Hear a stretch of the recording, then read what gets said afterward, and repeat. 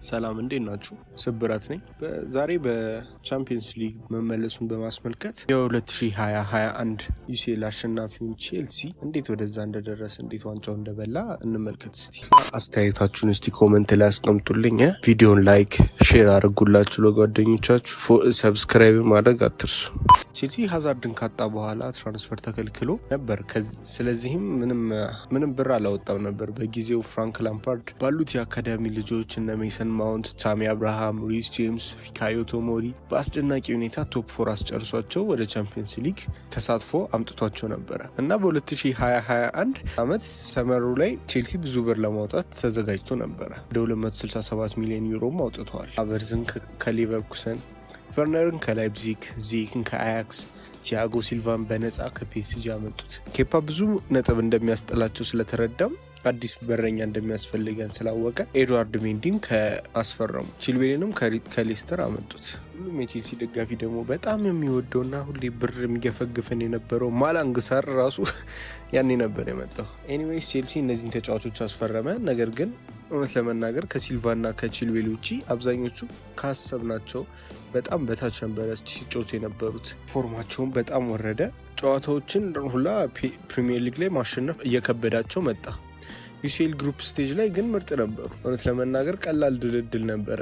ከሲቪያ፣ ክራስኖዳር እና ሬንስ ጋር ነበር የደረሳቸው። ብዙም ጎል አልተቆጠረባቸውም። ሁሉንም ቡድኖች አሸንፈው ነው ሁላ አንደኛቸውን ያረጋግጡበት ጨዋታ በጣም አሪፍ ነበረ። ጁሩድ ሲቪያ ላይ 4 ጎል በማስቆጠር ጁሩድ ግን ይለያል እኮ ተራ ጎል አይደለም ደግሞ እኮ የሚያገባው። ግን ሊግ ላይ 8ኛ ነበሩ በጊዜው። ጃንዋሪ 26 ላይ ቶማስ ቱቼል ተባሮ ነበር በጊዜው ከፒኤስጂ እና እሱን ቼልሲ ቶሎ ጠርቶ ፍራንክ ላምፓርድን አሰናብቶ አስፈረመው። ቶማስ ቱቼል መጀመሪያ እንደመጣ የነበረው ኢንተርቪው ላይም ምን ብሎ ተናገረ? And we will build a team that nobody wants to play against. ከዛ ወደሚመቸው 3-4-3 ፎርሜሽን ቼልሲን ቀየረ። ይህንን ያደረገው ሲልቫ 36 ዓመቱ ነበር በጊዜው። ቡድን ውስጥ ቶፕ ሴንተር ባኬት እሱ ነበረ። ግን የፕሪሚየር ሊግ ስፒድ እንደሚከብደው ስላወቅን ከዌስት ብሮም ጋር አይተነው ነበር። እሱ ብዙ ስህተቶችን ሊጋለጥ እንደሚችል ስላወቀ እሱን ድክመት ለመሸፈን 3 ሴንተር ባክ አደረገ። አስፒ ራይት ሴንተር ባክ ላይ ኮንቴ ቼልሲ እያለ ሲጫወት ስለነበረ እዛ ቦታ ላይ እሱን አስገባው። ሌፍት ሴንተር ባክ ላይ ደግሞ በላምፓርድ ስር ተረስቶ የነበረው አንቶኒዮ ሩዲገር ተመለሰ እና የዓለም ቁጥር 1 ሴንተር ባክ ሆነ በአንዴ። አሪፍ አማራጭ ነበራቸው ደግሞ እንደ ከርት ዙማና ክሪስተንሰን ነበሩ። ሚድፊልድ ላይ ደግሞ በጣም ተንበሽብሾ ነበር ቼልሲ።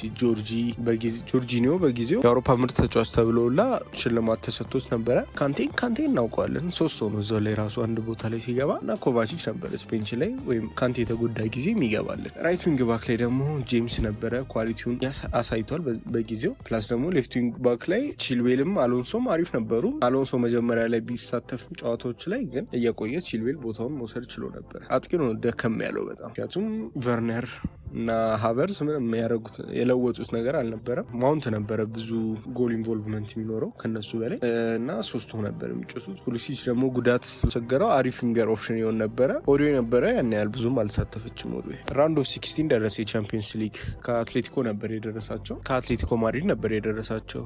የሃራምቦል ፍጥጫ ይባላል ይሄ ጨዋታ።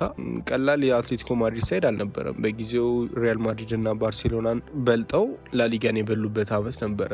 ቼልሲ ትንሽ እየተፈተነ ነበር ጨዋታው ሲጀመር። ኦሊቪዬ ዡሩ ኳሊቲውን አሳየ። የሚገርም ቀስመት አግብቶ ከዋንዳ ሜትሮፖሊታኖ ቼልሲ አሸንፎ አዌይ ጎሉንም ወስዶ ሄደ። በሜዳቸው ጨዋታውን ቼልሲ ተቆጣጥሮ 2-0 በሆነ ጎሎቹም በዚየክ እና በኤመርሰን ኤኬኤ ሮቤርቶ ካርሎስ አማካኝነት አስቆጥረው አለፉ ወደ ኳርተር ፋይናልስ። ቀጣይ ላይ ደግሞ ፖርቶ ነበር ያጋጠማቸው። ፖርቶ የክሪስቲያኖ ሮናልዶን ጁቬንቱስ ሳይድ አሸንፈው ነበር ኳርተር ፋይናል የደረሱት እና ስታዲዮ ዲ ድራጎ ላይ ቼልሲን ይፈትናሉ ተብሎ ታስቦ ነበር። ግን ጨዋታው ቴንስ ቢሆንም መጀመሪያ አካባቢ ቼልሲ የመጀመሪያውን ጎል በሜሰን ማውንት አማካኝነት አስቆጠረ። ሰከንድ አፍ ላይ ደግሞ ቤን ቺልዌል አሪፍ ጎል በረኛውን አጥፎ አገባ። ያኔ አዌይ ጎል ስለነበር ቼልሲ ኦልሞስት ኮንፊደንት ሆኖ ነበር ወደ ስታንፎርድ ብሪጅ ሲመለስ። ስታንፎርድ ብሪጅም ላይ ጨዋታው 0-0 ነበረ ለብዙ ደቂቃ 90+3 ላይ ግን ሜዲ ታሪሚ የውድድሩ ምርጥ ጎል አገባ። የርም መቀስመት ግን ቱኖ አቬል ምክንያቱም ቼልሲ ኦልሬዲ ጨርሶታል። አቻርገውም ኤክስትራ ታይም ለመድረስም አልቻሉ። ሴሚፋይናል ላይ የቀሩት ቼልሲ፣ ሪያል ማድሪድ፣ ፒኤስጂ እና ማን ሲቲ ነበሩ። ቼልሲ የመጀመሪያ ጨዋታቸውን በማድሪድ ማድሪድ ሜዳ ነበር የሚያደርጉት። በጊዜው ስታርቲንግ ሮል ላይ የተሰጠው ፑሊሲች ከሩዲገር ረጅም ኳስ የተጣለለትን አውርዶ የማድሪድ ተከላካዮችና ኮርቷን አታሎ አስቆጠረ። ብዙም ሳይቆይ ግን ካሪም ቤንዜማ በድንቅ ሁኔታ አቻ አደረገላቸው። ጨዋታውም 1-1 ተጠናቀቀ። በስታንፎርድ ብሪጅ ቼልሲ ምርጥ ነበረ። ቨርነር እንደለመደበት ቢስትም ካንቴ ቀምቶ ለሃቨርዝ የሰጠውን ኳስ ቺፕ ለማስቆጠር ሞክሮ ሃቨርዝ ግን አንግል ገጭቶበት ሲመለስ ቨርነር ባዶ ጎል አስቆጠረ። ማድሪድ ቢሞክርም በቪኒ ለመንቀሳቀስ አልቻሉም። ሪስ ጄምስ ነበር በዛ ቦታ ላይ ኪስ ውስጥ ነው የከተተው። ሰከንድ አፍ ላይም ሜሰን ማውንት ጨዋታውን ማረጋገጫ ጎሉን አስቆጠረ። ቼልሲ ወደ ቻምፒየንስ ሊግ ፋይናል እንደሚሄድ አረጋገጠ። ሃዛርድ እንደተደሰተው ማንም ሁሉ አልተደሰተ።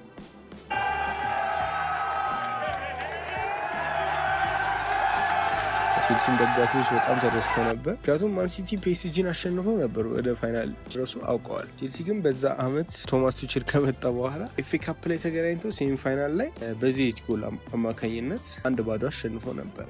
ሊግ ላይም በተመሳሳይ በእነሱ ሜዳ በኢቲሃድ ላይ 2-1 አሸንፏቸው ነበር። ስለዚህ ቶማስ ቱቼል ጋርዲዮላ ላይ የቁጥር ብልጫ ነበር። ቶማስ ቱቼል ሲመጣ የሰጠውን ቃልም አላጠፈም።